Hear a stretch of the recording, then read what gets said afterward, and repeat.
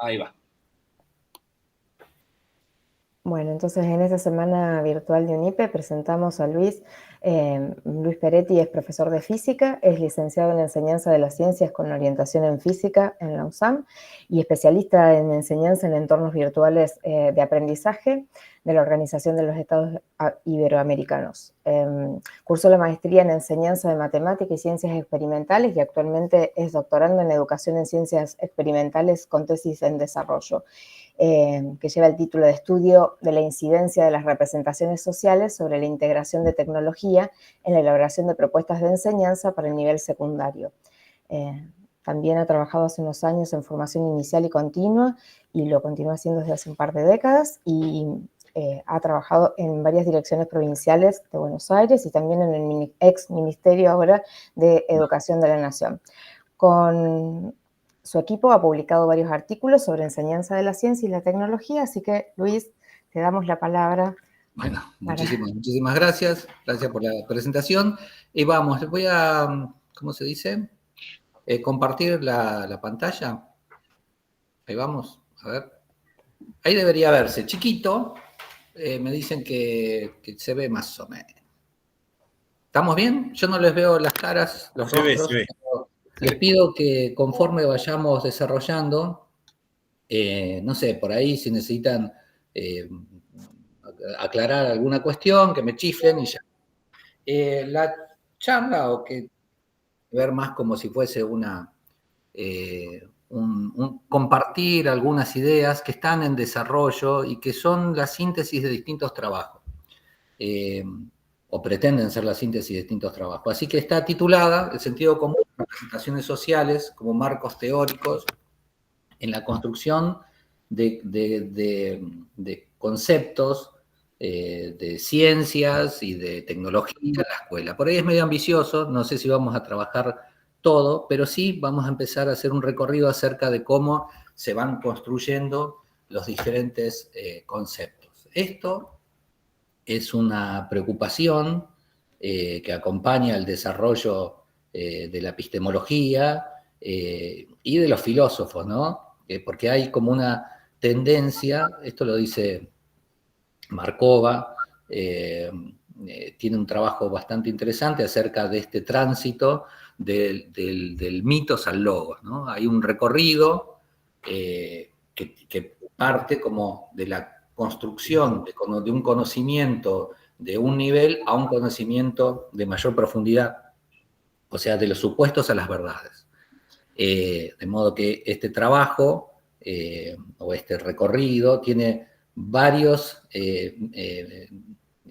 siglos de desarrollo y, por supuesto, muchos matices. O sea que no sé si vamos a poder resolver los intríngulis, pero sí vamos a ir dejando algunas pistas acerca de este tránsito, que es un problema que en el siglo XX, a principios del siglo XX, tuvo una centralidad en el desarrollo de la ciencia para poder, que es el problema de la demarcación, ¿no? Para poder distinguir qué es creencia y qué es conocimiento científico. Entonces, eso va a consolidarse a principios del siglo XX, sobre todo en el Círculo de Viena, donde aparecen discusiones bien interesantes de esta demarcación.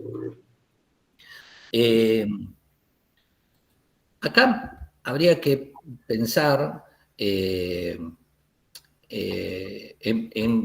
una distinción acerca de cómo nosotros entendemos la construcción de saberes del mundo material. Entonces, acá hay algunas cuestiones que van del pensamiento natural, que es una manera de entender esta cuestión, estos saberes como saberes innatos. Esto tiene un origen, digamos, en la escuela aristotélica, y cómo aparece luego, sobre todo en Inglaterra, algunas ideas acerca de la exploración del mundo material a partir de los sentidos, ¿no? Es como que lo sensible, la experiencia personal, es la fuente de todo conocimiento.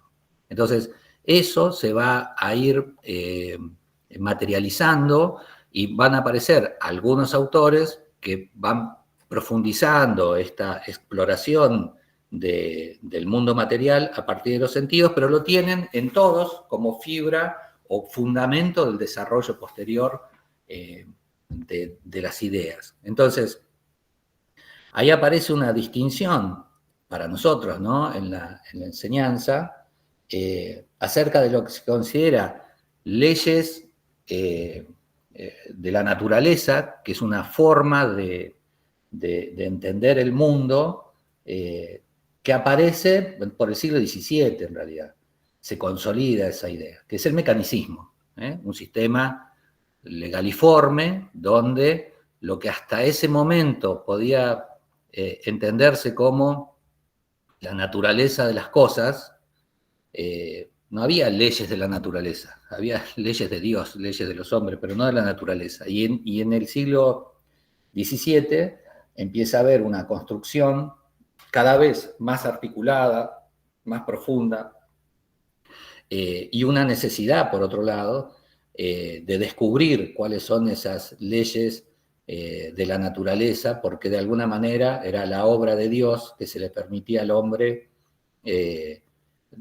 desentrañar en algunos puntos. Entonces, en relación a la construcción del conocimiento, del objeto físico específicamente, hay un tránsito, no solamente disruptivo, digamos, no es solamente la disrupción de la revolución científica, sino que hay una forma diferente de entender el mundo. Hasta acá se consideraban algunos elementos como un conocimiento ingenuo, un conocimiento innato, y ahora tenemos un formato de entendimiento a partir de ciertas leyes naturales, universales, que van a ser la base de los posteriores desarrollos. Entonces, hay algo del pensamiento natural, digamos, aristotélico, que va a transitar a lo largo de los siglos y que va a llegar al siglo XX con una preocupación que aborda la psicología genética. En ese sentido, ¿vamos bien? Súper. Ahí está. Sí, vamos bien. En ese sentido, acá yo iba a saltar un cachito esto, ¿viste? Pero por ahí tenemos un minutito para dedicarle. Sobre todo por una cuestión de que en Argentina hubo un desarrollo bastante importante de la psicometría genética, ¿no?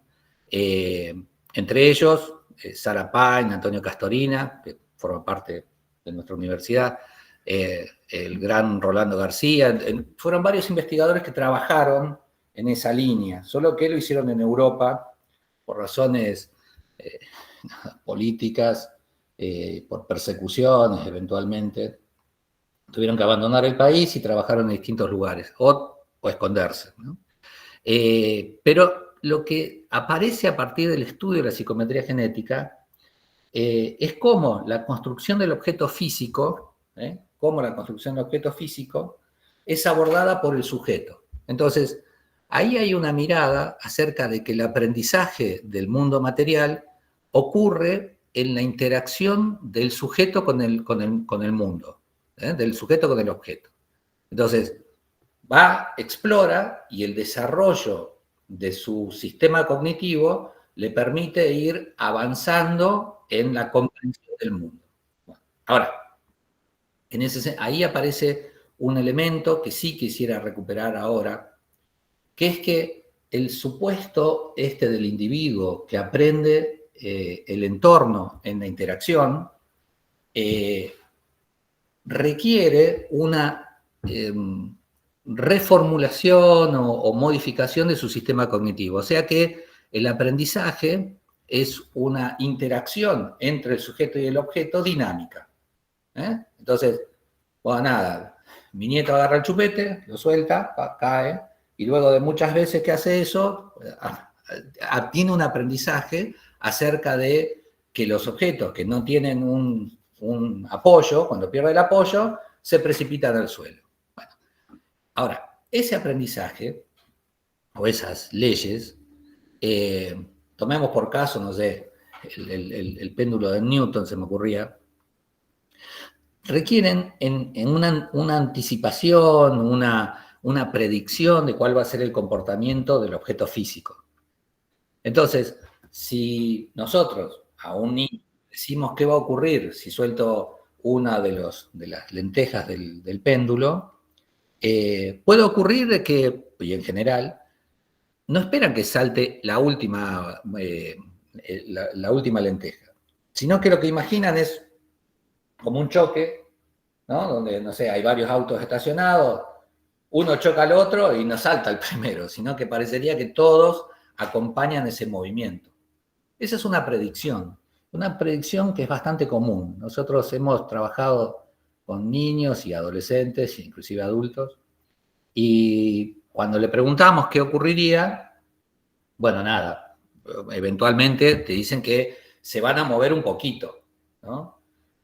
Cuando vas haciendo la interacción, te dicen primero que van a chocar todos, después no, alguien que ya conoce el mecanismo dice no, salta la última, y los primeros ajustan su sistema de interpretación y dicen, bueno, va a saltar el último, pero se mueven todos un poquito.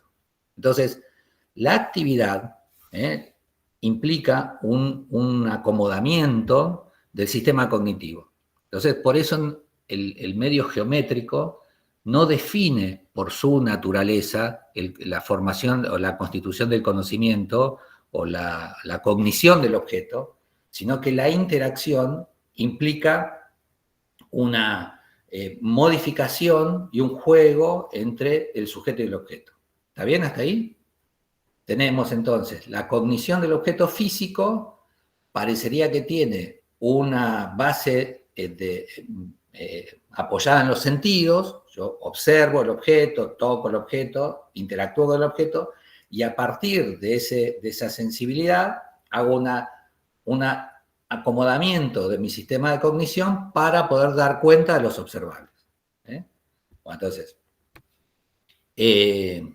allí tenemos una interacción que modifica el sistema cognitivo. Pero lo que charlábamos en algún momento es que colocado así, parecería que es el sujeto el que construye su conocimiento en torno del mundo material en su interacción. Ahora, nosotros en algún momento le decimos al pequeño Felipe, mi nieto, que el chupete cae por la gravedad. Y cuando vamos interactuando digamos ya con el mundo cultural, empieza a construirse una respuesta que se la podemos preguntar a otros niños, y que nosotros lo hacemos en la escuela. Preguntamos a los chicos, bueno, ¿cómo pueden explicar que caen los objetos? Y siempre dicen por la gravedad. O sea que ese concepto, que es un concepto de la ciencia, digamos, fue aprendido por los sujetos y ahora hay una respuesta que tiene un sentido compartido. El conjunto de la sociedad, de esta sociedad, interpreta y tiene una teorización acerca de ese fenómeno. En el caso del péndulo de Newton, nosotros tenemos que incorporar otros elementos de la teoría física, ¿no? No sé, cantidad de movimiento, conservación de energía, no sé, elementos que no son evidentes en el objeto, sino que el objeto lo cargamos de teoría. ¿Hasta ahí va? Ahora bien, el conjunto, porque dicho así parecería que las personas tienen nociones de mecánica o de elementos de la mecánica, por tomar el caso de lo que estamos charlando, pero que serían operadores aislados. Sin embargo, los saberes de las personas, de cada uno de nosotros, nos llevan a tomar decisiones cotidianas. Entonces, pensar que se trata de elementos aislados deja, digamos, una sensación de que es insuficiente para explicar el comportamiento de las personas. Entonces allí aparece una noción que charlábamos un día con con Víctor, que habla específicamente de las teorías implícitas. Entonces, perdón, Luis, perdón sí. que te interrumpa. Hay una compañera, Noelia, que levantó la mano. ¿Querés interactuar? Sí. Noelia, no sé si levantaste la mano para preguntar o fue casual. Noelia, ¿estás entre nosotros? Me hace acordar, no sé, al juego de la Copa, esto querido. Exacto. Está en el más allá, Noelia. No, parece que no, che, fue Bueno, algo nada. accidental. Pero está bien, No, esto. nombraste las teorías implícitas y Noelia levantó la mano. Claro, bueno, ahí aparece algo respecto de que Fue cuál es la casual. distinción entre una teoría de la ciencia, digamos, que tiene la particularidad de que se puede expresar en palabras. O sea, es explícito. El conocimiento científico, a diferencia del conocimiento cotidiano, digamos, es explícito. En cambio, el conocimiento cotidiano no lo podemos poner en palabras. No sabemos muy bien, no tenemos razones profundas. Más que estas cosas que estamos diciendo, ¿no? Que son algunos, digamos, interacciones con el medio físico y algunos elementos culturales que aprendimos en la escuela, que nos dijo en nuestra familia, que vimos en la tele o no sé, en TikTok. Entonces, con ese conjunto de elementos nosotros tomamos decisiones cotidianas. Por ello, en algún momento, sobre todo desde el punto de vista de la enseñanza de las ciencias naturales, aparece una conceptualización que le llaman teorías implícitas. De esto, Pozo, Rodrigo, por allá por los 90, tienen una influencia importante en el desarrollo del campo de la enseñanza de las ciencias y se apoyan en este entramado semántico, digamos, que los sujetos tienen, pero que no pueden expresar en términos explícitos. Entonces, por eso esta idea de teoría implícita como conjunto de saberes cotidianos que constituyen un entramado sobre el cual las personas toman decisiones, y la teoría científica, que es digamos, un entramado semántico también, pero que está apoyado en razones, fundamentos, y por lo tanto es explícita, se puede decir algo. Entonces ahí tenemos ya como dos formas de conocimiento, ¿no? Y de cómo nosotros arribamos a uno, que parece que sería como natural hacerlo, y el otro demandaría por lo menos entender las formas de la ciencia, ¿no? Las formas del quehacer científico. Entonces, esas ideas que nosotros vamos teniendo, si la botella deja de estar apoyada en la mesa, se cae, y uno dice, sí, lógico, es de sentido común, ¿no? Si, no sé, hoy vamos en la bicicleta, el de adelante se cayó, los otros se lo llevan puesto, y uno dice, no, bueno, lo que pasa es que no le dio tiempo a frenar. ¿Por qué no frenó? Por inercia, ¿no? En el colectivo frena, me voy para adelante por inercia. Bueno, esas ideas van constituyendo un sentido compartido. O sea, hay una referencia que las personas comparten. Pero ese sentido común, por definición, ese sentido, digamos, es social. El sentido común es una manera, una estructura cognitiva que le permite al sujeto tomar decisiones, o sea, yo ponía por acá que es operativa, que está construido, atravesado en un momento cultural, que responde a una cosmovisión. Decían recién, les charlaba algo de Rolando García. Rolando García, en uno de sus trabajos, exploró algunas otras cosmovisiones diferentes a la nuestra, la occidental, judeo-cristiana, y estuvo haciendo algunas revisiones de perspectivas taoístas. Y hace una distinción importante. Por ejemplo, en China, varios miles de años antes de Galileo, había una noción de inercia, digamos, en el sentido de que las cosas fluyen, una noción orgánica del mundo. Entonces, en ese fluir, las cosas son dinámicas, no existe la perspectiva digamos, de lo continuo en el sentido occidental. Entonces, para ellos, un cuerpo sobre el cual no actúa ninguna fuerza que lo frene continuaría siempre. Y aparece en este trabajo de Rolando García como una cuestión natural. O sea, en su cosmovisión, en ese formato de entender el mundo, hay preguntas que son posibles y otras no. Jamás nadie se preguntaría en esa cosmovisión si es posible que un objeto continuase moviéndose si no aprieto el freno.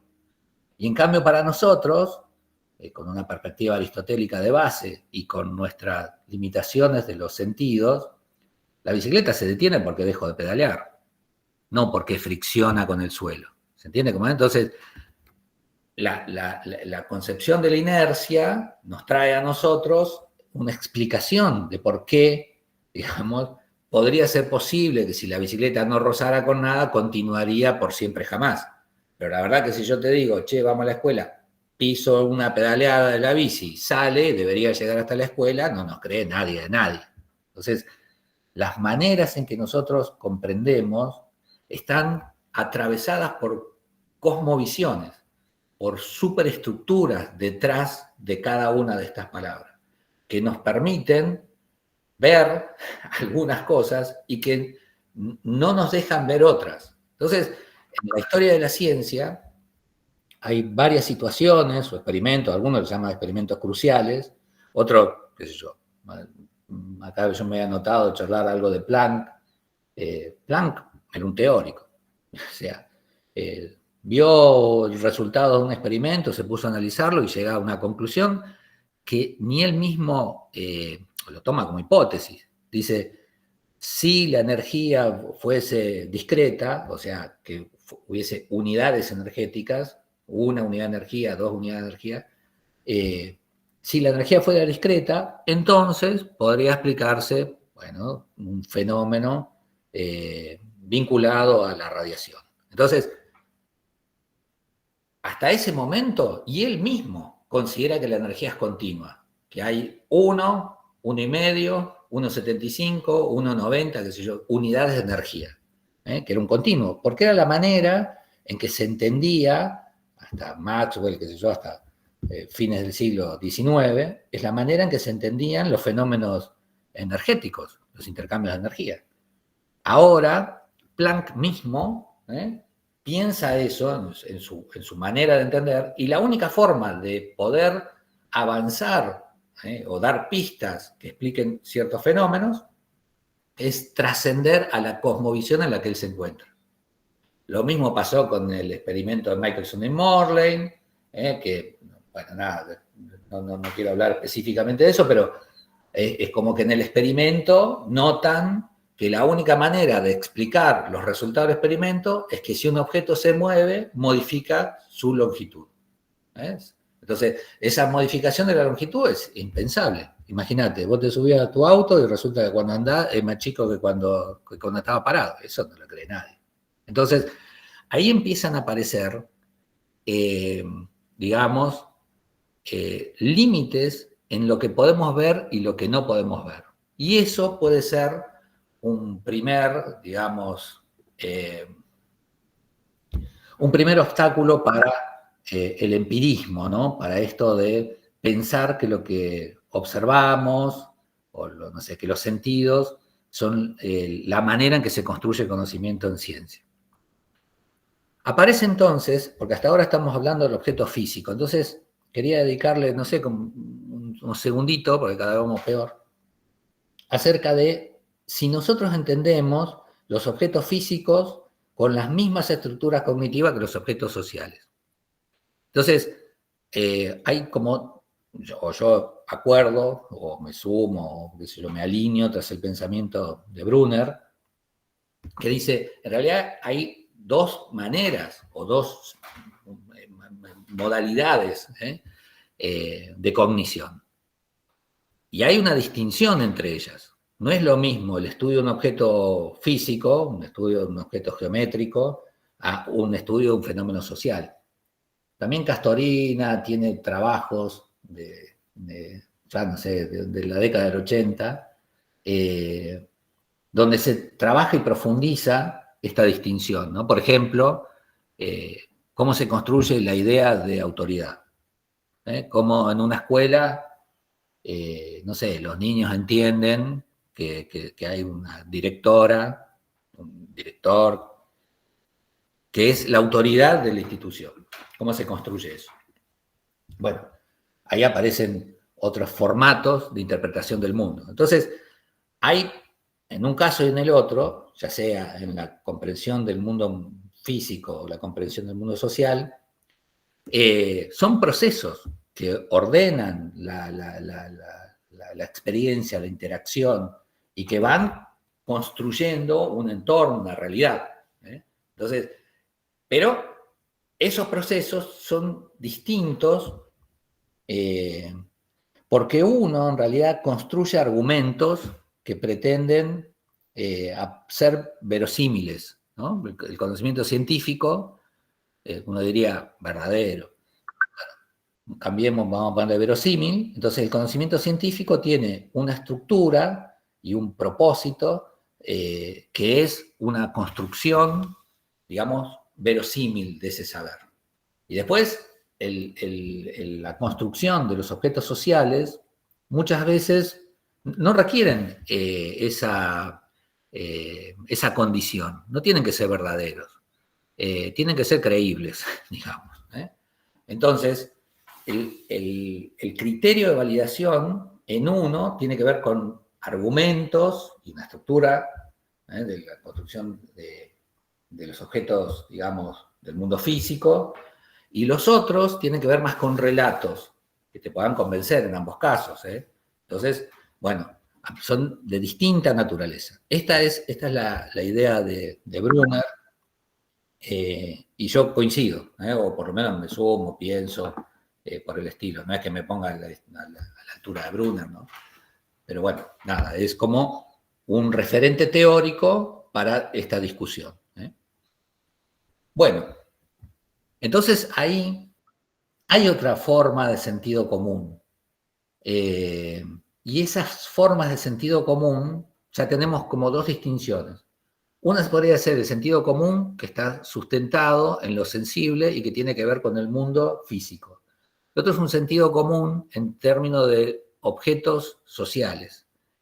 La forma de construcción de un sentido común y el otro parece que tienen dos orígenes distintos en términos cognitivos. Ahora, hay otras formas del sentido común.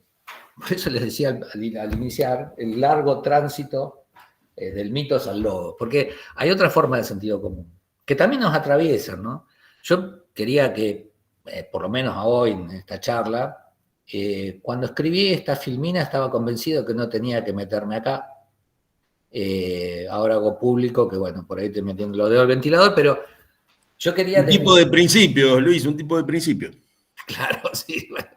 Digo, desvincularme de la expresión del sentido común desde una perspectiva axiológica, ética.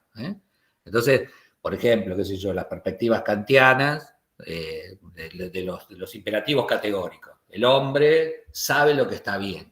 Entonces, puede elegir entre lo que está bien y lo que está mal. Él lo sabe, ¿viste? O principios de justicia de Hegel, u otras formas, otras formas que están atravesando, qué sé yo, el pensamiento religioso. Entonces, hay un sentido común que uno, como es parte de ese sentido común, no lo visualiza, pero el no matarás es un no matarás que, ¿por qué no hacerlo? Y no, ¿viste? Porque nada, tiene una condena divina y tiene una condena a la justicia. Ahora, sospecho que las tablas de Moisés y Mateo escribió antes que el Código Procesal Penal argentino. Bueno, nada, tiene una lógica que nos atraviesa. Entonces, esas otras formas de sentido común también están presentes en las cogniciones, porque, como les decía un poco antes, nosotros tenemos cosmovisiones que nos permiten ver cosas y no hacernos preguntas también de esas cosas desde otra perspectiva. Ahora entonces, nada, como síntesis, el sentido común puede pensarse como una estructura cognitiva operativa del sujeto social que es atravesado por una mirada cultural, que subyace como una cosmovisión. El sentido común es una estructura cultural Es un esquema cognitivo que permite dar respuesta a lo conocido e integrar lo desconocido. Entonces, esta sería una definición, si uno quisiera, después les voy a pasar esta presentación con un montón de palabras y ninguna imagen. Tiene una. Bueno, que sirva un poco de síntesis, porque nada, tiene varias aristas esto que estamos charlando. Ahora, a esa manera de explicar la cognición del mundo material, aparecen críticas duras, ¿no? Críticas que aparecen en el siglo XVII, la perspectiva cartesiana, digo, es lo opuesto. Acuérdense que siempre hay una rivalidad histórica entre Inglaterra y Francia, ¿no? Entonces, nada, si aquellos decían, bueno, no sé, Hume, Bacon, dicen, bueno, la construcción de lo que sabemos tiene un apoyo en lo sensible, todo lo que sabemos, bueno, la filosofía francesa dice, no, todo lo opuesto. Dice, no. Primero pienso y luego soy. Entonces, colocar el pensamiento es colocar a los objetos toda la trama, el corpus teórico en torno a los objetos, pero ponerlo en primer lugar. No está diciendo, miro los objetos y descubro las relaciones mecánicas, sino que dice, pensemos desde este lugar y voy a descubrir la naturaleza del objeto.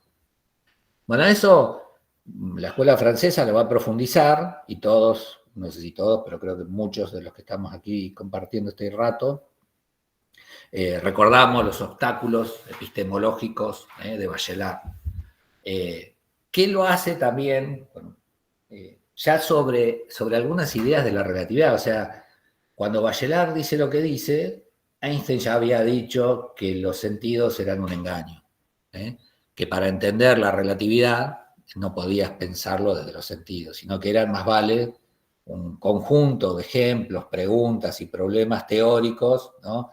Como si viajo en un tren y disparo un rayo de luz para adelante y otro a la vez para arriba, bueno, se encuentran al final, eran todos problemas de ese tipo. O sea, son problemas hipotéticos.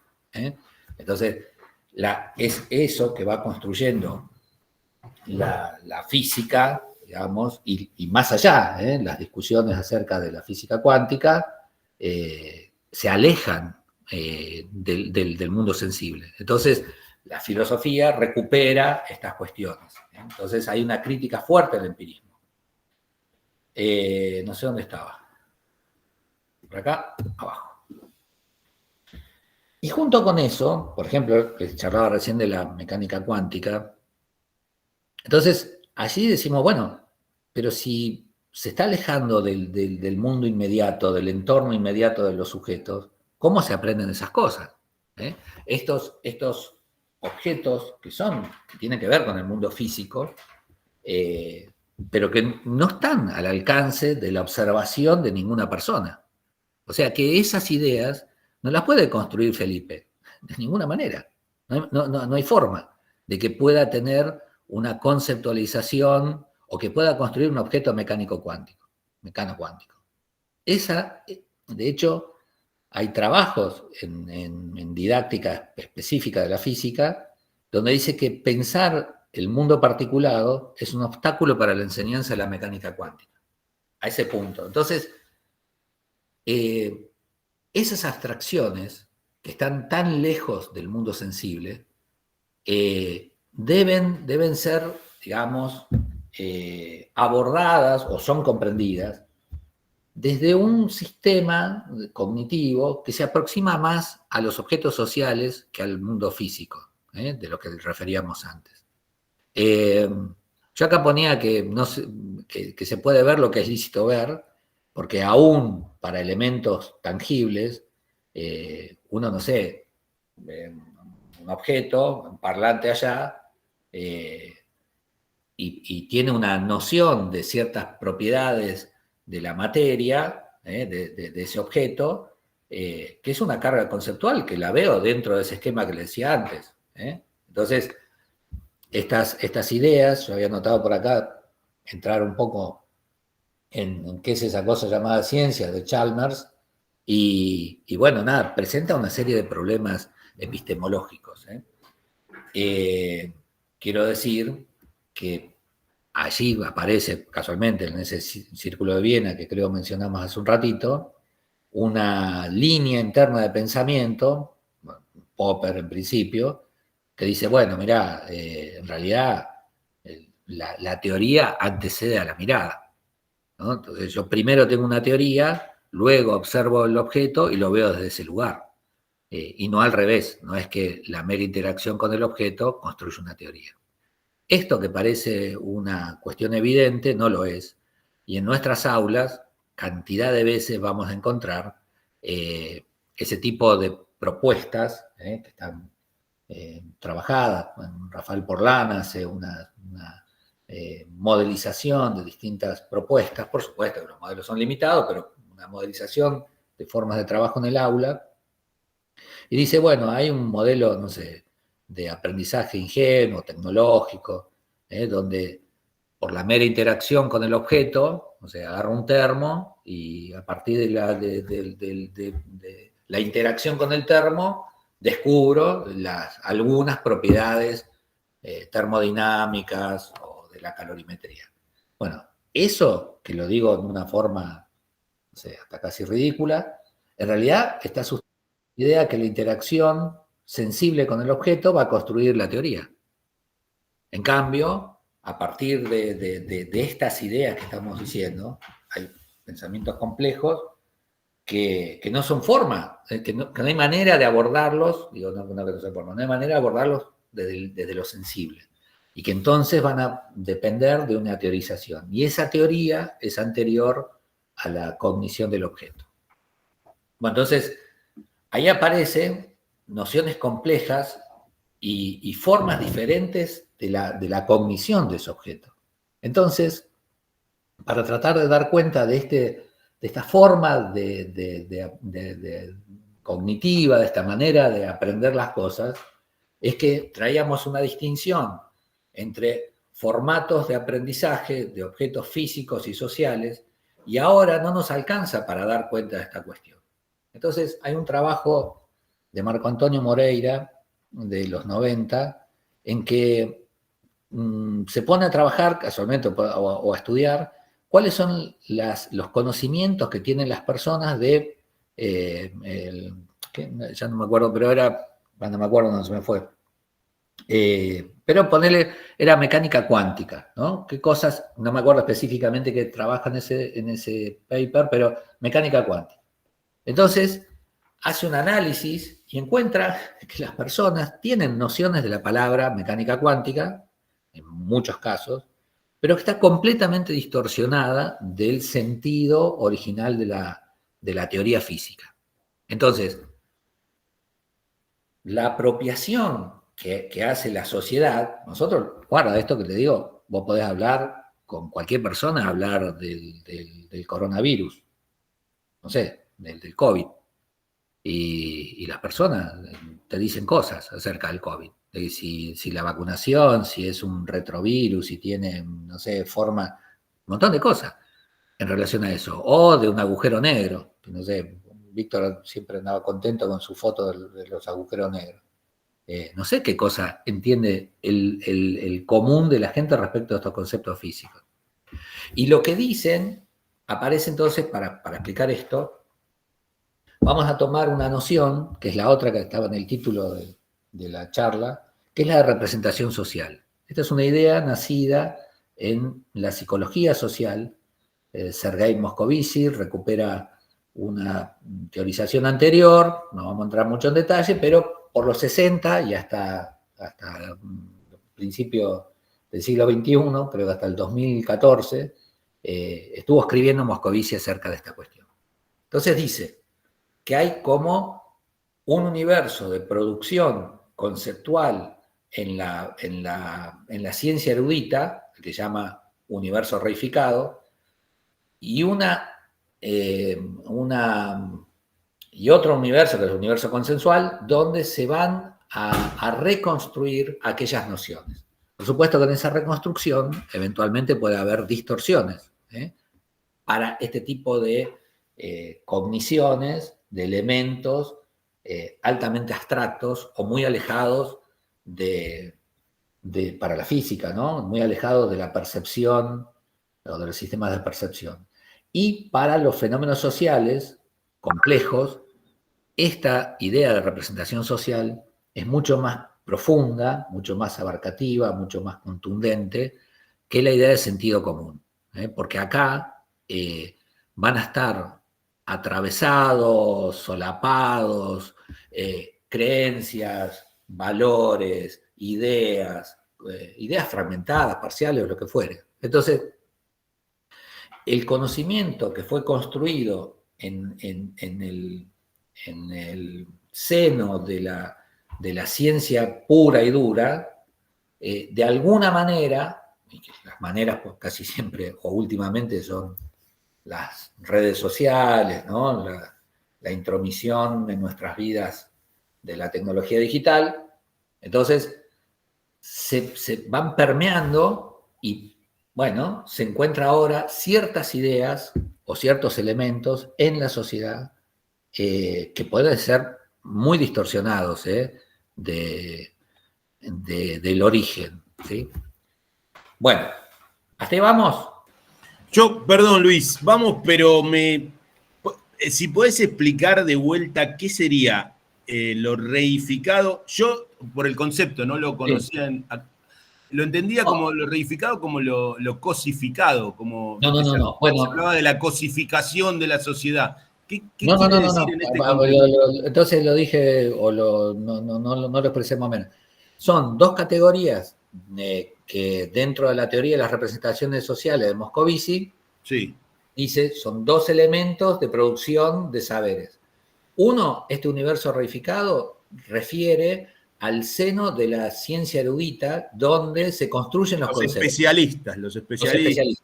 Entonces, hay alguien que, no sé, que habla de transgénicos, Claro. un especialista en biología molecular. Sí. Ahora, lo que yo entiendo de eso Está bien, es otra cosa. Es otra cosa que posiblemente esté muy alejado de lo que decía aquel. Sin embargo, yo puedo hablar de eso y lo hago, y ahí hay un elemento, lo hago convencido de esa cuestión. Sí, o sea, aparte funciona también, o sea, me sirve para moverme en el mundo y para ganar plata, conseguir novia.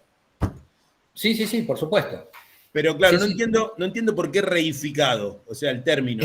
Es el nombre que da Moscovici en su teoría. Andás a ver. Él lo llamó así. Está bien. A mí, mis padres con poca creatividad me llamaron igual que mi viejo, igual que mi abuelo. Así que Pedro Luis. Bueno. Moscovici no tendría muchos términos a su alcance. Eso también es una limitación de la que decíamos antes. Bueno, no, por mi parte nada más. No sé si los compañeras quieren preguntar algo antes de que avance este muchacho. Vamos a avanzar, vamos a avanzar, compañero, porque... bueno, entonces, la teoría de las representaciones sociales, que le decía, es no solamente una superestructura en la cual nos ayuda a entender lo desconocido, a incorporar lo desconocido, a obrar sobre lo desconocido, sino que además nos dice cómo operamos en la vida diaria, o nos ayudaría a entender cómo operamos en la vida diaria,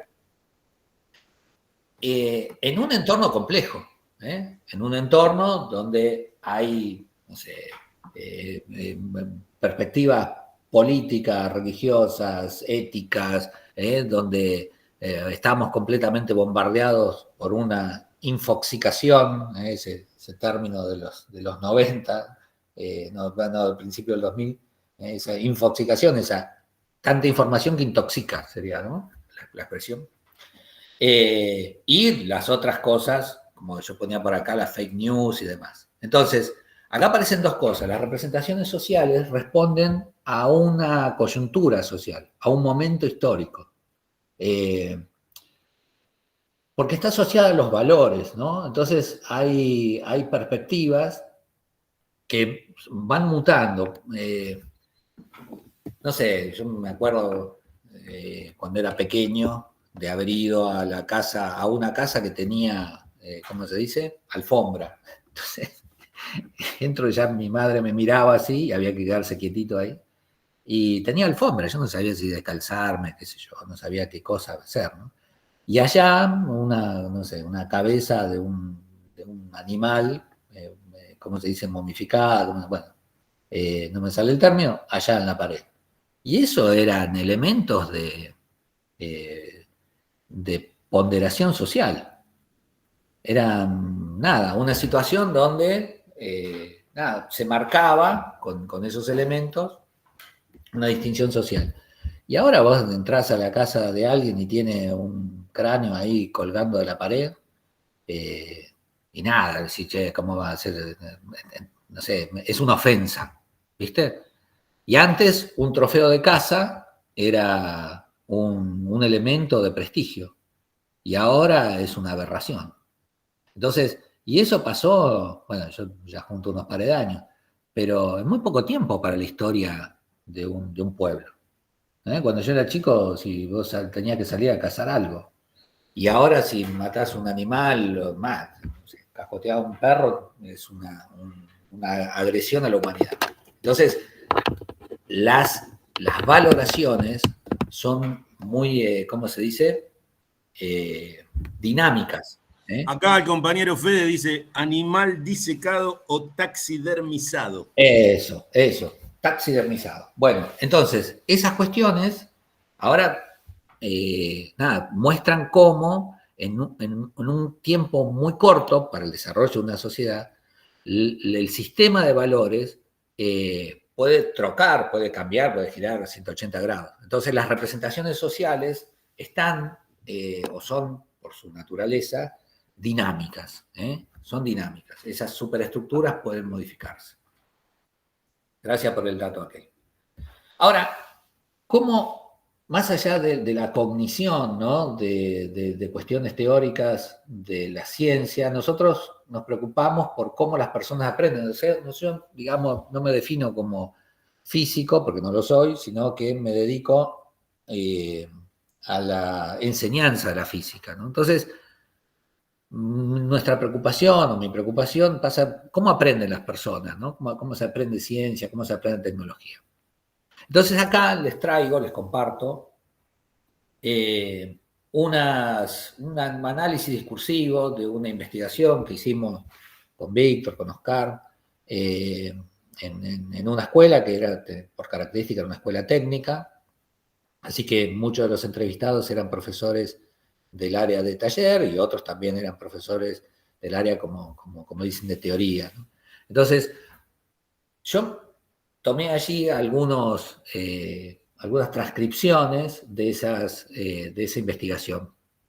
Entonces, por ejemplo, cuando uno le pregunta a un colega, no sé si específicamente le preguntábamos eso, pero cuando escuchamos su expresión, su autorreferencia, dice, por ejemplo, en relación al aprendizaje de tecnologías, ¿no? Dice, bueno, acá lo leen, la verdad, vos sos cachorro de técnico y vivís entre cosas descompuestas, cosas desarmadas. La pieza es un despelote de partes electrónicas, programas piratas, pero así aprendemos, dice uno de los entrevistados. Otro, en relación a lo mismo, dice que uno es muy de desarmar, ¿viste? De desarmar la radio, esas cosas. Otro habla de que un punto fuerte es trabajar con las herramientas, es construir el aprendizaje a partir de la manipulación de cosas. Estamos hablando de aprendizaje de ciertas técnicas o tecnologías, básicamente, más que de ciencia. Eso es lo que manifiestan los entrevistados. Entonces, hay allí como una autopercepción del aprendizaje de lo técnico sustentada en la praxis, en el hacer con las tecnologías. Ahora, cuando seguimos las charlas y traemos directa o indirectamente la pregunta de cómo hacemos para enseñar, yo tomé acá un caso de muchos otros, pero dice una cosa así como que no puede enseñar, dice, no se puede enseñar cierto funcionamiento de un dispositivo electrónico sin que sepan de electricidad. O sea, personas que tienen como autopercepción de que aprendieron a partir de la interacción con determinadas técnicas y problemas tecnológicos, un problema tecnológico, bueno, ¿cómo desarmo la puerta de la cocina? Bueno, voy, sé que necesito algunas herramientas, no sé, un destornillador, alguna cosa así, me pongo a trabajar sobre eso y descubro que si saco el tornillo de la manija, el tornillo queda permanentemente adentro, atrapado entre la tapa y la parte interior de la tapa del horno, según descubrí cuando lo traté de desarmar. Bueno, nunca más, ahora tengo que cortar la chapa, no sé cómo ponerle de nuevo el tornillo. Entonces, lo aprendí ahí. Sin embargo, cuando voy a enseñar, dice, sin la teoría, sin, no sé, explicarle los distintos destornilladores, no podemos abordar este problema. La consecuencia para eso, la consecuencia para la enseñanza, es algo que no sé si han trabajado por allí en algunas escuelas, nada, aparecen dictados de módulo 1, destornilladores, destornillador plano, destornillador Phillips, destornillador no sé qué, y hay un dictado de los tipos de destornilladores. La misma persona que dijo haber aprendido en la interacción. Entonces, allí hay, se entiende que hay como un desajuste entre la autopercepción y la acción como docente. Ese desajuste convive en la persona. Y uno podría decir que es contradictorio. Bueno, sí, pero forma parte de su representación social, de las representaciones de esa comunidad de prácticas, de esa percepción de cómo se aprende y se enseña ciencia. Cuando nosotros charlamos, por supuesto que uno no señala como esto como incoherencia, sino que preguntamos alguna cosa. Tras esa intervención, uno de los compañeros dice, bueno, pero verdad, que si pienso para enseñar determinados saberes en relación al sonido, dice, bueno, sería mejor, dice, quizás debiéramos arrancar por agarrar el software y decir, graben, editen, este es el volumen, se sube, se baja, y no el volumen tiene los decibeles, bla. Entonces, dice, lo que está diciendo en una brevísima intervención de nuestro equipo, la persona se da cuenta de esa inconsistencia entre su autopercepción y la percepción de cómo aprendió y la distancia a cómo lo enseña. Entonces, en el momento, dice, quizá una mejor forma de enseñar este contenido específico, que es sonido, sería empezar a trabajar con un ecualizador y después cargarlo de teoría, digamos, para ser coherente con la manera en que entiende que se aprende mejor determinado saber tecnológico o artesanal.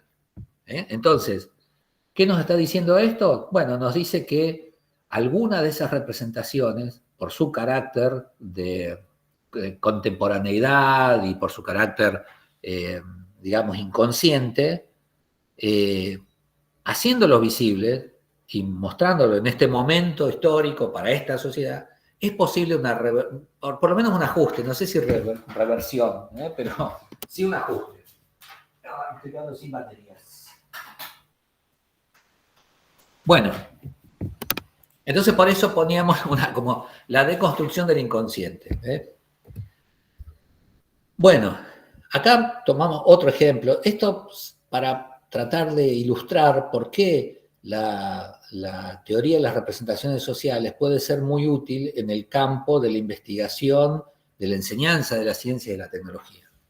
Acá, por ejemplo, tomé un relato de un colega, bueno, nada, ustedes lo estarán leyendo, que dice, bueno, va a un acto público y quedan allí que nadie tomó unas horas de matemática. Entonces, la persona que está ahí, supongo que en la Secretaría de Asuntos Docentes, le dice, ¿por qué no tomás estas horas? Y el profesor le responde, no, yo matemática paso, ¿viste? No, eso para mí, no es para mí. Y la persona que está ahí, que lo conoce, le dice, no, pero si vos estudiaste ingeniería, ¿cómo no vas a poder enseñar matemática? Bueno, ahí, en ese diálogo, cuando nosotros empezamos a tratar de de ver qué subyace, cuál es la superestructura, cuáles son los valores, las nociones, conceptos, creencias que subyacen en eso, aparece esta idea de que si vos sabés el contenido, podés ser profesor. Idea que es muy fácil de instalar. La gente de la comunidad educativa dice, bueno, qué sé yo, si viene el veterinario a dar química, y si sabe, ¿por qué no lo va a dar? Porque es veterinario, yo soy docente. Esa es la distinción. Y eso, en el mismo seno de la comunidad docente, o sea, en la Secretaría de Asuntos Docentes, bueno, una persona le dice, no, loco, pero vos podés para esto. ¿Cómo termina el caso? El profesor siente que al principio se sentía incompetente. O digamos, hay algo ahí de que se siente idóneo para la enseñanza, pero incompetente para abordar el contenido. ¿Cómo lo resuelve? Además de que la comunidad lo alienta, lo resuelve con los recursos que tiene, como, bueno, lo que tiene a mano, que es su carpeta de secundaria. Y dice, textual, estaba con las hojas amarillas, y sin embargo, me fue recontra bien. Bueno, eso. Entonces, allí hay algo acerca de cómo se percibe la enseñanza y el aprendizaje. Escolar, ¿no? En este caso de matemática, en una escuela secundaria. Entonces, estudiar las representaciones sociales nos ayuda a entender estas cuestiones y eventualmente operar sobre ellas. Yo acá había hecho como un pequeño resumen, porque como ven, hay unas ciertas dispersiones mentales que no puedo disimular. Pero entonces, hablamos, procesos cognitivos, difieren en relación al objeto de estudio. Hay procesos para comprender la apropiación de objetos físicos que tienen como un origen sensorial, que todavía perduran debajo de eso. Y después hay otras cuestiones que tienen que ver con la comprensión de objetos sociales. En el primer caso, la construcción de ese saber parte de la interacción del sujeto-objeto y de cómo van evolucionando los sistemas de representación en el sujeto. En el caso de la teoría, digamos, piagetiana, las personas van desarrollando nuevas herramientas o elementos que le permiten comprender mejor ese mundo físico. Por ejemplo, en el caso del péndulo, no puede explicar que salte la última bola sin charla, o por lo menos tener la idea de transitividad. Entonces, esos elementos, podríamos pensarlo como propiedades matemáticas, son propiedades del mundo físico que se aplican para comprender. Entonces, siempre hay una interacción sujeto-objeto.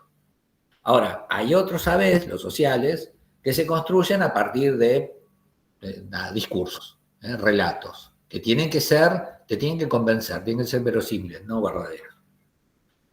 Las teorías abstractas de la física, decíamos acá, tienen algún elemento del mundo físico, porque describen el mundo físico, solo que, no sé, un átomo. Entonces, es una cosa completamente abstracta. Imaginamos un puntito con cosas dando vuelta alrededor, pero en realidad es ajeno a nuestra percepción sensible. Entonces, y mientras más complejo es, más se aproxima a la comprensión de objetos sociales. ¿Por qué? Porque es la sociedad, el conjunto cultural, el entorno cultural, la escuela, la televisión, lo que te da acceso a esos aspectos que están mucho, mucho más allá de lo que vos podés percibir. Entonces, ahí empieza a ver que el sentido común es insuficiente para abordar esa complejidad. Y fuimos en busca de otro marco teórico, que es la teoría de representaciones sociales. ¿Para qué? Para explicar la escuela, el quehacer docente. Si uno tomara este elemento como corpus teórico, las representaciones sociales, bueno, hay un montón de cosas que podemos ir a ver a la escuela. ¿Cómo se construyen? Esto en realidad hay una idea de Durkheim que que es representaciones comunitarias, que es como más estrecho, ¿eh? Es como cómo se construyen estas ideas dentro de esta escuela. Eso tiene una cantidad de elementos que dan vuelta en torno a él. Por ejemplo, nosotros, que acá con las compañeras y compañeros de la UNIPE hemos trabajado muchos años en desarrollo curricular, por ahí hemos tratado de mostrar las virtudes de un nuevo currículum.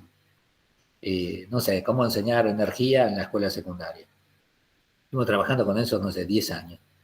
Y en general las personas creen, los profesores de física creen que si no enseñamos, no sé, trabajo mecánico no podemos hablar de energía, si para hablar de trabajo mecánico tiene que saber fuerza, para saber fuerza tiene que saber velocidad, y así terminamos pasando de milímetro a kilómetro.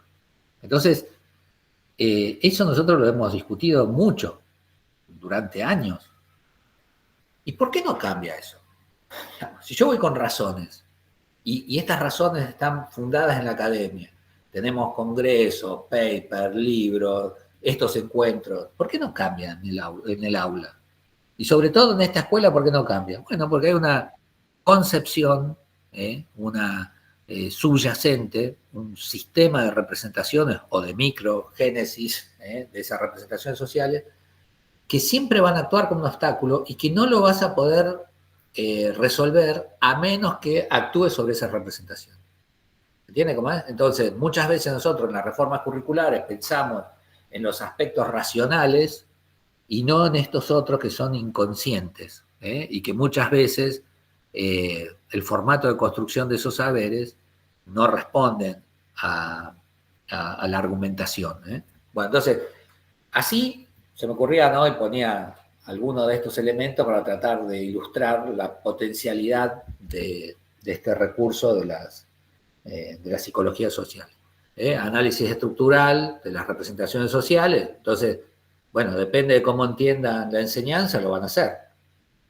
Por ejemplo, y cómo la comunidad educativa entiende la enseñanza.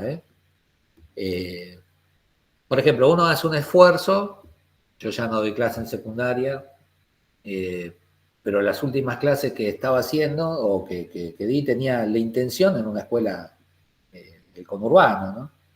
De generar una discusión, no sé, ¿viste? Veo la bici allá y digo, bueno, ¿por qué tiene rayos y no es maciza la rueda, digamos? Podría tener dos placas así y listo, no tenés que andar armando una rueda con no sé cuánto, 40 rayos atornillados. Sería más fácil.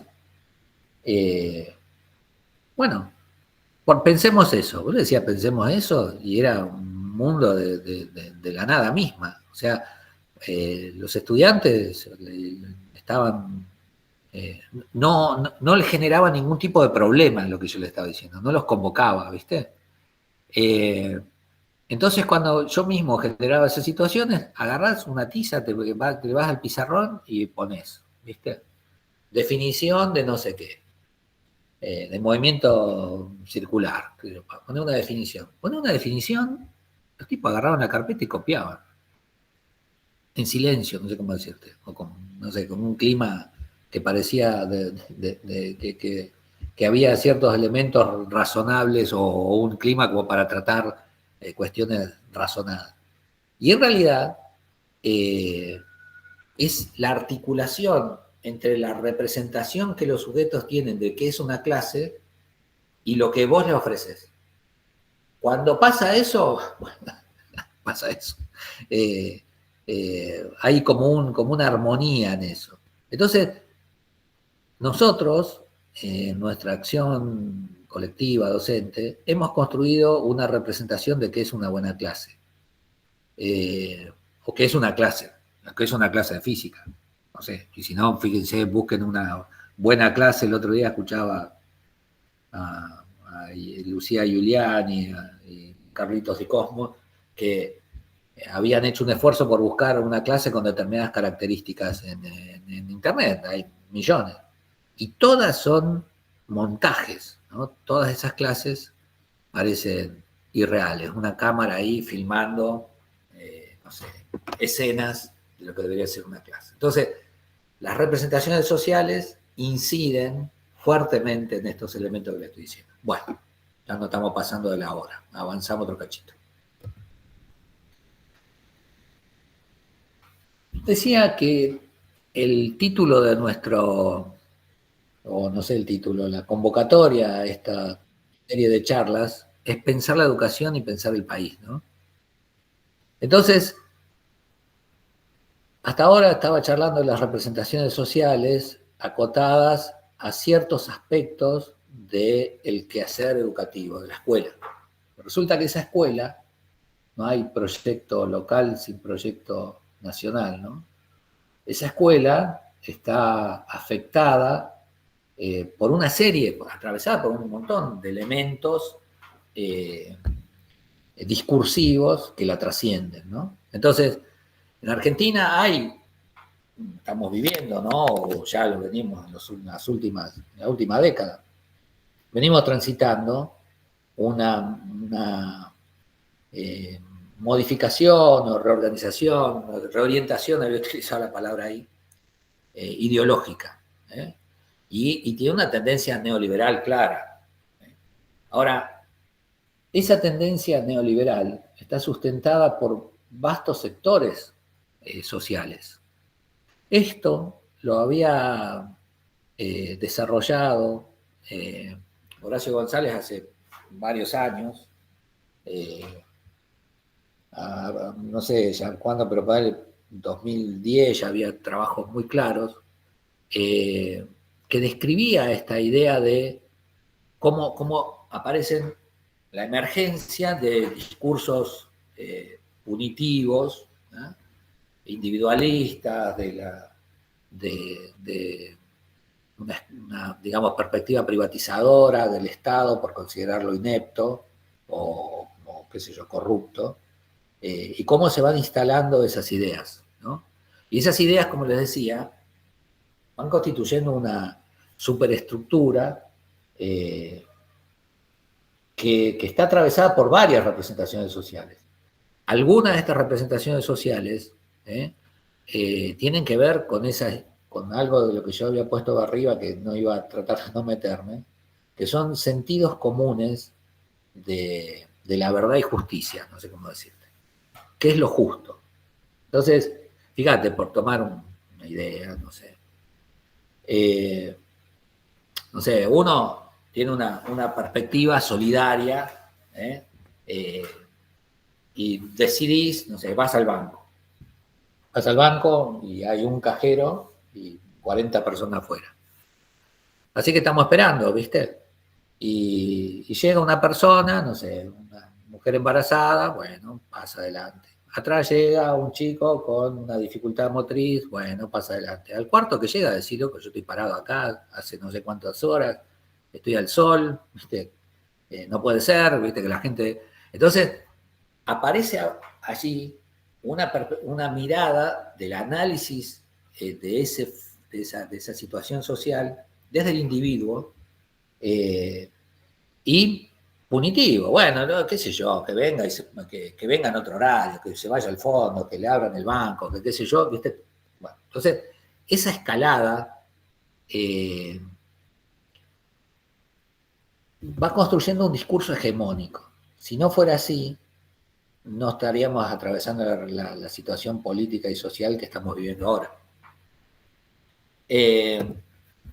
Entonces, hay como una fragilidad en la democracia. Ayer, Víctor, en su charla, había colocado la palabra democracia entre comillas. Y yo creo que tiene que ver con con el origen, ¿no? de la palabra, cuál es el origen, la etimología de la democracia. Entonces dice, bueno, como el poder del pueblo, ¿no? ¿Y el poder para qué? ¿Y cómo el pueblo cede el poder basado en qué? Entonces, como son fenómenos sociales, posiblemente no estén cediendo ese poder desde una perspectiva racional, sino que más vale tiene que ver con discursos verosímiles, formas, construcciones que les resultan verosímiles, aunque irracionales. No sé, no quiero extenderme mucho más en eso, pero aparecen cosas que son contrarias a los intereses de las personas, contrarias al interés de las personas, y que tienen que ver con ese discurso de que, bueno, de que sientan que hicieron las cosas mal. Creo que me estoy yendo. Acá es cuando Mariela me tendría que decir, y volvé. Pero, nada, terminé el año pasado con algunos problemas alterados, los nervios. Y tengo una vecina que aprecio mucho acá. Entonces me dice, en un momento, que había logrado entrar sus papeles para una jubilación, aunque le faltaban años de aporte, qué sé yo.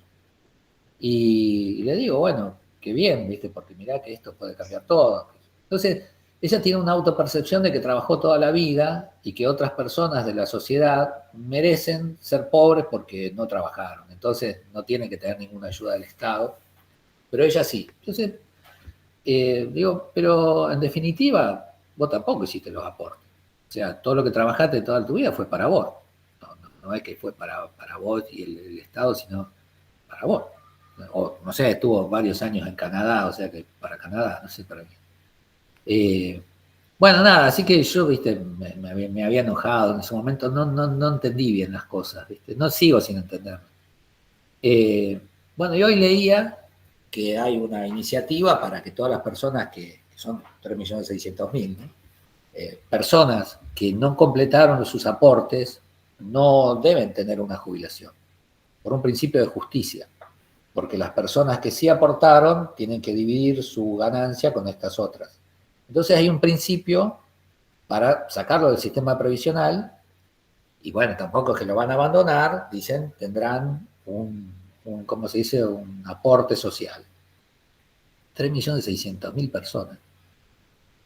Entonces, ahí te das cuenta cómo esa defensa y esa perspectiva de justicia es un boomerang que ahora le toca a ella y que en realidad está construyendo injusticias. Entonces, estas cosas nos atraviesan y atraviesan la escuela. ¿Qué cosa es justo y qué no lo es? Guarda, no voy a entrar en una discusión sobre la escuela secundaria o la primaria, o qué sé yo, pero lo que nosotros entendemos como justicia es lo que nos mueve en la acción cotidiana. Y tomamos decisiones a partir de eso, de esa creencia que tenemos, porque es lo justo y qué no lo es. Y si esa justicia es percibida, pensada desde lo individual, muchas de las cosas de nuestro entorno nos van a resultar injustas. Entonces, yo creo que en estos espacios, acá donde estamos ahora, charlando acerca de nuestra actividad, no sé si estamos charlando, les agradezco el espacio para hacer, como se dice, me sale más barato que el psicólogo. Entonces, nosotros creemos, conozco a mis compañeros acá, mi compañera, que es posible desarticular alguna de estas representaciones sociales. Como charlamos con ese profesor que en un momento dijo, verdad, acá tengo una inconsistencia, y que para hacerlo tenemos que ampliar las miradas culturales, volver a mirarnos, a personalizar el intercambio. Ayer Víctor hablaba de que se terminaba rápido la charla porque sigue una asamblea. Bueno, la asamblea, el verse con el otro, los ojos, los gestos, el abrazo, la construcción de relaciones humanas que no estén mediadas por una plataforma digital. Tomé una frase de Gramsci que habla acerca del sentido común. La forma más insidiosa de la hegemonía de la clase dominante se da a través del sentido común, aquel terrible negrero de los espíritus, que adormece las clases subalternas y las dispone al conformismo. Así que hay un sentido común que nos arrastra a una situación de aceptación, ¿no? Bueno, qué sé yo. De aceptación y bueno, nada. De todas formas, Gramsci cree que hay un sentido común, en el sentido hegeliano, de que hay algo bueno, que solo que ese bueno no está en el individuo, está en lo compartido, ¿no? Entonces, bueno, nosotros hablábamos de pensar la educación, bueno, para nosotros, pensar la educación implica reconstruir esas utopías, la justicia social, es desarticular estos engaños, necedades, es apostar a lo colectivo, a la solidaridad, a lo humano. Pensar la educación desde nuestra universidad pública y gratuita es popularizar derechos, tensionar la hegemonía virulenta, restablecer la paz social. Pensar la educación para nosotros es resistencia. Así que bueno, les agradezco muchísimo la atención, escucho vuestros aportes, preguntas, y bueno, y ahí tienen mi mail, que es bastante fácil, Luis P. Peretti, de Gmail. Corto acá para hablarle Luis, las... bueno, Luis, algunos de los presentes preguntaban si podíamos compartir la presentación. Si nos Sí, ni dudar. autorizás, les pasamos un enlace desde donde lo puedan descargar. Está por decir, dejar de presentar. Sí, ni dudar. La idea era, por eso tenía mucho texto, y tiene inclusive algunas notitas abajo que yo había puesto para no delirarme tanto, aunque las vi medio poco, entonces me tiré igual. Pero tuve la intención de ser un poquito más coherente del desarrollo. Entonces, esas notitas están allí abajo, hay algunos casos en que hacen mención a algún autor, podemos profundizar eso también, tengo algunas cuestiones que podemos compartir si es de vuestro interés. Así que bueno, soy todo oídos. Arranco yo, Luis, una pregunta, me encantó, sobre todo la distinción de los tipos de formas de acceder al conocimiento que contaste. A mí me sirvió, me parece muy esclarecedor. Y me queda esta pregunta, y en términos de lo que hablabas al final, ¿no? ¿Cómo sería la tarea docente en términos de trabajar con estas, vos nombraste que me las anoté, ¿no? Estos discursos punitivos, individualistas, de descalificación del Estado, la escalada privatizadora, negacionismo ambiental, menosprecio de la actividad científica y tecnológica nacional. Bueno, si no estamos dentro del mismo plano de las representaciones sociales, por lo que yo entendí, una representación social está armada como una forma de convencer al otro, más de retórica, o sea, de habilidad para armar un discurso que te convenza, y no en el discurso más técnico-científico basado en datos, por ejemplo, ¿no? Alguien te puede decir, ¿viste cómo es? Son todos chorros, por decir algo, ¿no? Sí. Y vos tenés datos que muestran que los chorros son iguales en cualquier partido o en todos los periodos históricos, pero el dato le importa un pito al tipo, es como que pesa más la retórica, quién grita más fuerte, llamalo, o quién convence mejor porque es más gracioso en una red que el argumento. Entonces, la pregunta es, ¿cómo te parece a vos que uno puede, desde el rol docente, digo, ¿no? Abordar estas representaciones sociales y con más representaciones sociales, o sea, con más Twitter divertidos, o hay una operación de volver o de tratar de avanzar hacia un conocimiento que yo entendí era más reificado, más científico, más argumentativo, más de otra naturaleza, no sé. Bueno, no tengo respuesta, Víctor, pero sí tengo... Viejo, entonces, ¿para qué vinimos acá? No, porque en realidad hay una problemática que es eso que vos decías. Hay como dos formatos de comunicación. Una va avanzando sobre la otra. Este formato de comunicación que estamos ahora realizando nos permite ver más o menos los ojos de la otra persona. Entonces, puede haber algún intercambio humano, digamos, mediado por esto. Es mejor la asamblea, por supuesto, ¿no? Es mejor el encontrarnos con el otro para charlar y qué sé yo. El problema que tenemos, está estudiado, por lo menos leí alguno, hay un autor coreano que se llama algo Han, impronunciable la primera parte, que dice que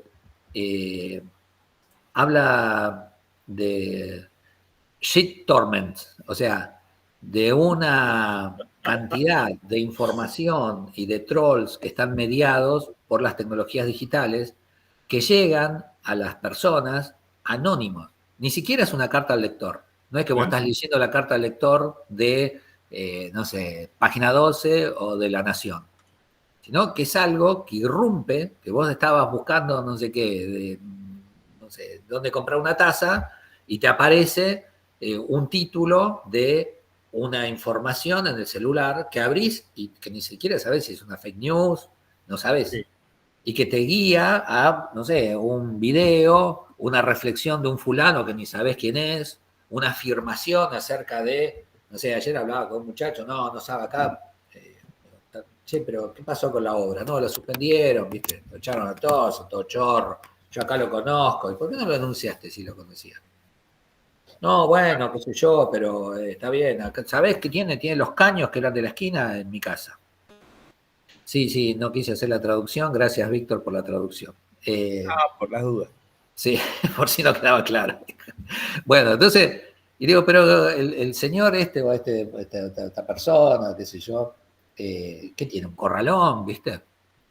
No, tiene los caños en la casa, esos caños así, pero ¿qué va a vivir adentro del caño? ¿Vos cómo te imaginas eso? Vale que yo me choreo un caño de eso. Hoy se lo vendo al corralón, mirá que lo voy a llevar a la puerta de mi casa para que vos me tires de cascotazo, querido. ¿Viste? Entonces le decís una cosa así y dice, no, pero bueno, pero entonces no sabés si se lo choreó, si terminaron la obra, estaban ahí, dijeron, mirá, metelo acá, qué sé yo. Yo, una de las situaciones más incómodas de mi vida fue, habían entrado a robar a la escuela varias veces. Entonces estaban por llegar al Pañol. Casamos, nos llevamos los objetos a nuestras casas. Eso fue una condena social, haber sacado un domingo de la escuela los objetos. Bueno, entonces, hay una construcción de todas esas cuestiones que nos trasciende, Víctor.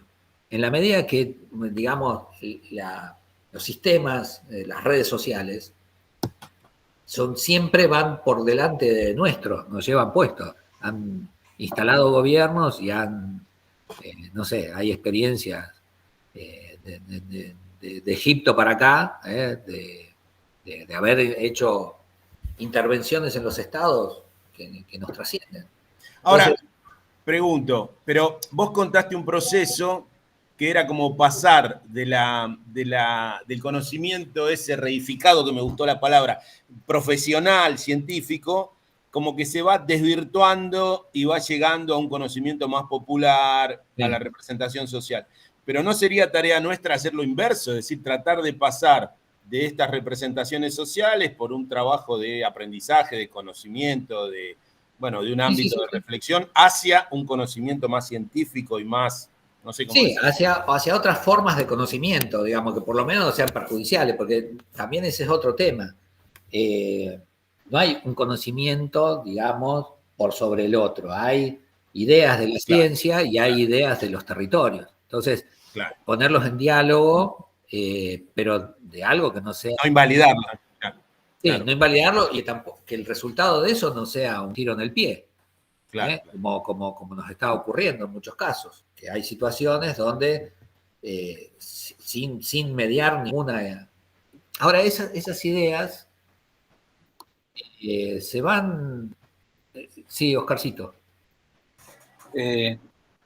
No, perdón. Seguí la charla con algunos accidentes, se cortó la luz en casa y ese tipo de cuestiones, seguí por celular. Bueno. Pero en cualquiera de los casos, creí entender que parte de estos discursos se construyen a partir de las cercanías, de las cuestiones de sentido común, de cosas por el estilo. Y ya vimos, o creo, yo por lo pronto es una opinión, que muchos de estos discursos se construyen exactamente entendiendo cómo se manejan estas cercanías en las redes, Sí. Bueno, claramente, si tenemos que hacer el camino inverso de llevar estas cuestiones de sentido común a algo más sesudo, algo más argumentado, no podemos desconocer tampoco esas dinámicas. O sea, claramente no vamos a instalar una cuestión científica con un lenguaje que conozcan 3 personas y queremos ir a pelearle a algo que habla como mi tía Teresa. O sea, en algún momento los docentes, las docentes. Tenemos que abandonar un poco, capaz que es mucho, pero insisto, no podemos dejar de desconocer que es más atractivo en principio para las y los estudiantes estas cercanías a algo que ellos conozcan. Entonces, me parece que aún si renunciar a la argumentación, aún si renunciar a una manera un poco más compleja de pensamiento y cosas por el estilo, tenemos que aprender del enemigo, tenemos que aprender también de los formatos comunicativos distintos, tenemos que aprender de las redes, tenemos que aprender, porque nosotros vamos con el libro de texto y contra las redes perdemos siempre. Perdiste. Por eso te decía, tratamos de instalar modificaciones de los diseños curriculares, 10 años, un poco más. Algunos logros tuvimos, ¿no? Pero también no sabemos muy bien qué tanto. Y vamos de esa manera. Entonces hay que tener, en principio, presente es eso, que existe, que tiene que ver con algunas cuestiones del inconsciente, que está lleno de contradicciones, y que el pensamiento, las formas en que las personas obramos en lo cotidiano, está atravesada por esa complejidad. Que bueno, nada, que tenemos que obrar sobre ello y que hemos visto, por lo menos, que es posible, por lo menos, tensionar esas cosas, que haya un pensamiento. Ahora, si lo vamos a transformar, nosotros ya vimos que tenemos ciclo de transformación, que te duele, cambias de camino, te construyen de nuevo lo mismo, te duele, ahora te va a doler más, me parece, me da esa sensación, pero no estoy seguro, qué sé yo.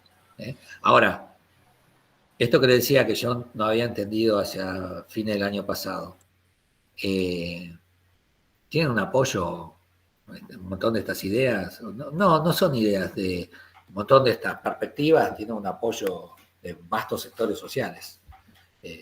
No sé si vastos, ahora creo que menos, y la semana que viene va a ser un poco menos también. Pero bueno, nada, son formatos de lógicas y éticas de Estado que se construyen, ¿no? Que siguen estando vigentes estas observaciones que decíamos antes, ¿no? Este muchacho, no sé, es bastante interesante el análisis discursivo, y ahí yo creo que tenemos que hacer el trabajo platónico, ¿no? Socrático, digo, de poner en tensión eso, ¿no? Ahí te digo, Mariela, un estudiante me decía que bueno, que ahora estaba trabajando, que había menos, hace trabajos de mantenimiento de redes eléctricas, ¿no? Y dice, no, ahora tenemos menos llamados, ¿viste? Porque antes había llamados fantasma, lo que pasa es que los paga el Estado, entonces teníamos 10 llamados, pero 5 eran de verdad, los otros eran fantasmas, los cobrábamos, qué sé yo. Y ahora hay 5 nomás. Y digo, pero fantasmas, no, reales.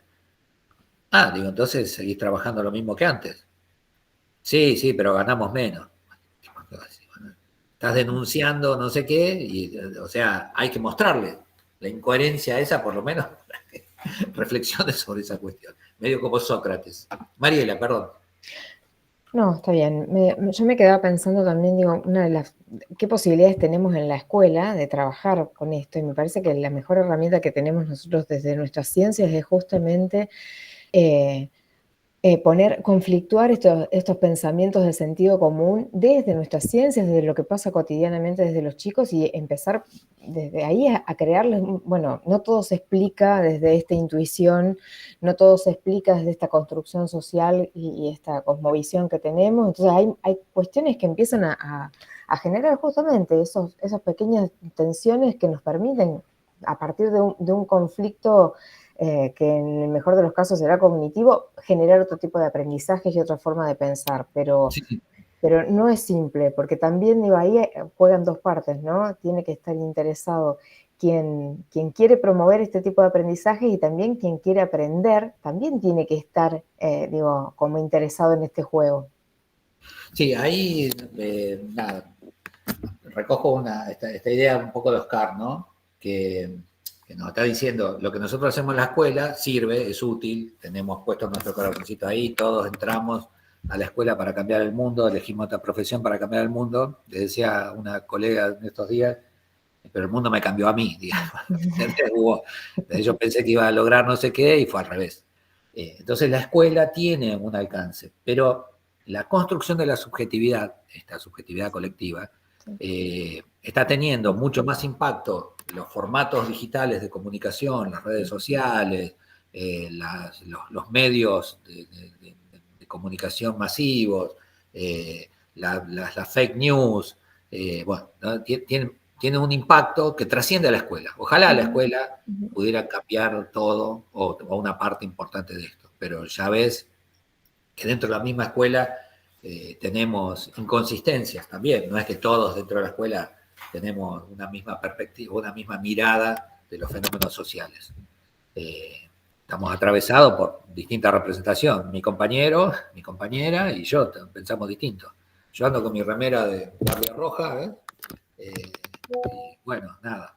Mi otro compañero cree que no, que la justicia social es que cada uno haga, no sé, lo que pueda hacer por sí mismo.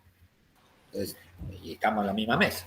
Entonces la idea sería poder charlar con mi compañero ahora que, nada, que estoy yendo al psicólogo y me siento mejor.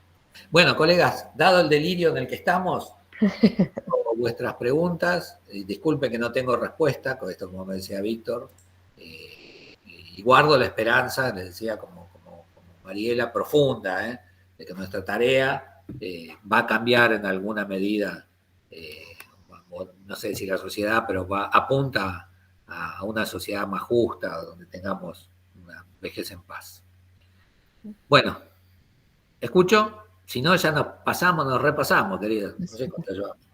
1 hora y 40. 1 hora y 40, sí. Bueno. ¿Llenaron ya los formularios esos de asistencia? Porque yo no vi el chat y esas cosas. Espero que sí, porque... perfecto. Bueno, sí. Enviamos varias veces. Entonces, también está en el chat el link para acceder a la presentación. Perfecto. También está en el chat. Muy bueno, muy bueno. Bueno, cualquier cosa, ahí tienen mi correo, me escriben si quieren algún tema, desarrollar o profundizar alguno de los temas o autores que les ponía ahí, les mando alguna cosa tengo. Bueno, muchas gracias. Muchas gracias. Gracias Más a besos. todos. Chau, chau. Muy muchos. Estamos viendo. Adiós.